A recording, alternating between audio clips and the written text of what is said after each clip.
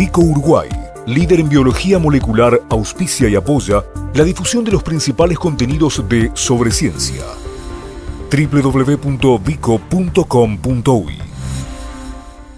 Y vamos a cambiar de tema y de alguna manera, no sé, pensaba recién en las microondas y pensaba en el sistema de comunicación de estos animales de los que vamos a hablar ahora. No tiene nada que ver, no se confundan, pero me vino la asociación. Daniela Hirschfeld estuvo trabajando en un informe que vamos a compartir ahora y que tiene que ver con los murciélagos. Y también acá hay mitos y realidades.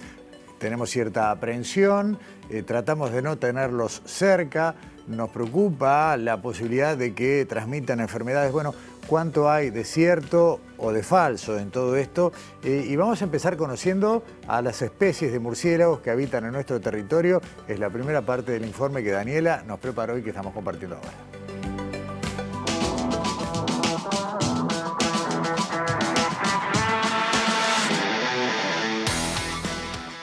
Drácula y Batman no los representan, pero crearon su reputación. Los murciélagos son animales muy valiosos en el ecosistema, pero su mala fama los precede.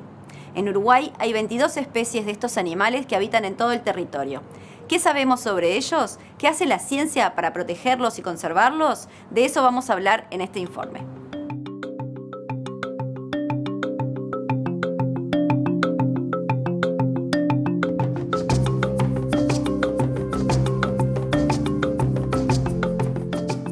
Los murciélagos son uno de los grupos más diversos de mamíferos. Cumplen un montón de roles ecosistémicos. Van desde el consumo de insectos, que pueden ser plagas para cultivos, o que pueden transmitir enfermedades que afectan al humano o animales domésticos.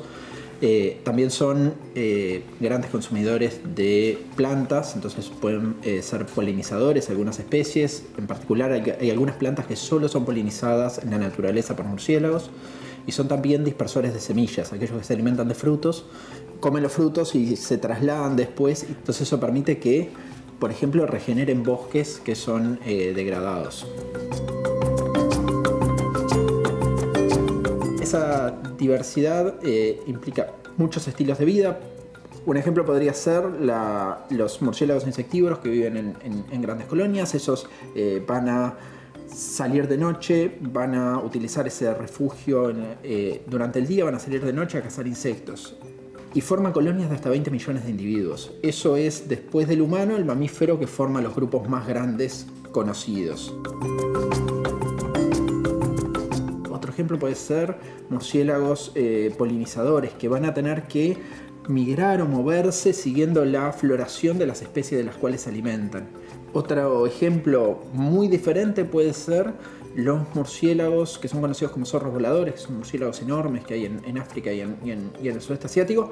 Esos son diurnos, entonces cambia completamente. Viven en grandes colonias pero colgados en árboles.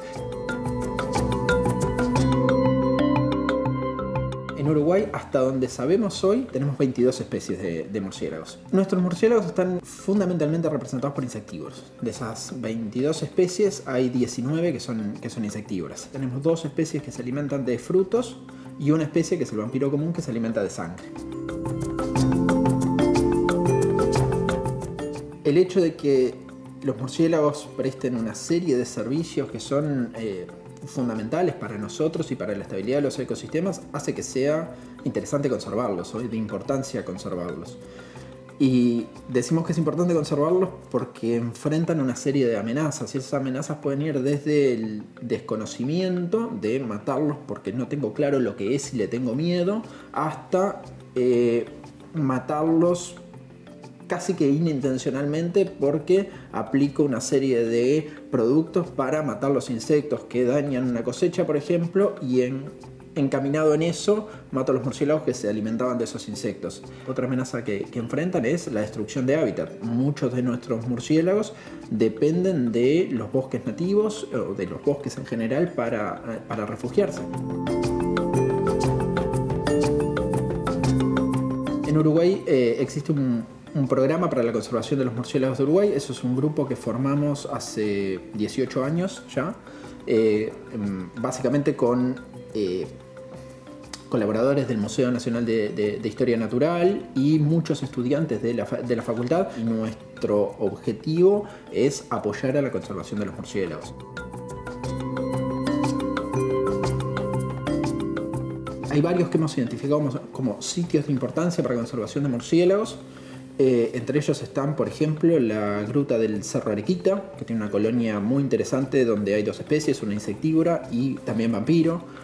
Hay una gruta en el departamento de Maldonado, la gruta Salamanca, que tiene la colonia de vampiros más grande que conocemos de Uruguay.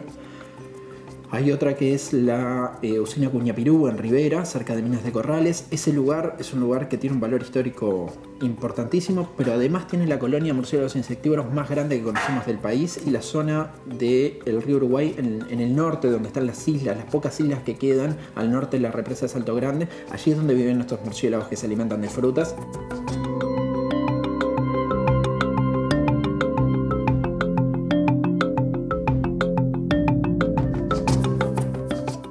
La importancia que tiene la conservación de estas especies de murciélagos, el valor ecosistémico, cómo interactúan con todas las cadenas tróficas, pero además, y lo recordamos mucho a partir de la pandemia, también suelen ser vectores, portadores de algunos virus, y algunos de ellos pueden transmitirse a los humanos. Bueno, a eso se dedican, entre otras cosas, en el laboratorio del Departamento de Virología de Facultad de Ciencias, a conocer cuáles son los virus que pueden ser transportados por ellos y cuáles pueden saltar de esta especie a los humanos.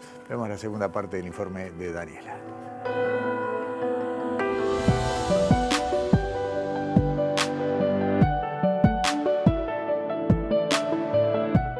En términos generales, los dos grupos zoológicos en los cuales más virus se han encontrado son los roedores y los murciélagos. El hecho de que, en particular, los murciélagos pueden convivir con una gran variedad de virus no significa necesariamente que todos ellos sean patogénicos. Incluso cuando el murciélago es portador de un virus patogénico, matar o exterminar las colonias no es una política eficaz. De hecho, se ha demostrado para varios agentes virales, por ejemplo para ébola y especies virales emparentadas, que no solo no ayuda, sino que además perjudica y hace que haya migraciones y que eventualmente la enfermedad se traslade a otros lugares. Nuestro grupo en particular se ha focalizado en 3 especies virales, en los alfavirus. Se trata de virus transmitidos por mosquitos que tienen un reservorio vertebrado. Y es interesante tener en cuenta que los murciélagos, grandes consumidores de insectos, también se los ha identificado como potenciales controladores de los insectos y por lo tanto eventuales controladores de la transmisión de las arbovirosis, porque en la medida que consumen grandes cantidades de insectos podrían ayudar a controlar poblaciones de insectos que estén infectadas con virus que sí son patogénicos para el hombre. Estamos también trabajando en rabia, que es un tema que hace bastante tiempo histórico, digamos, que se ha venido trabajando. Y también estamos trabajando con herpes virus, que tienen una prevalencia muy alta. Estos herpes no son patogénicos para el humano, son propios de los murciélagos y nos pueden ayudar como herramienta molecular, digamos, como para rastrear cuestiones de índole más ecológica, ¿no? También planteamos ya en el 2019, antes de la pandemia, la búsqueda de coronavirus en murciélagos del Uruguay. El conocimiento de ese viroma de los murciélagos es importante conocerlo, pero tenemos que saber que un alto porcentaje de estos virus no necesariamente van a ser un riesgo para el humano. Conociendo un poco más a los murciélagos que habitan nuestro territorio y su valor ecosistémico, y también qué pueden y qué no contagiarnos a los humanos. Hasta acá este informe.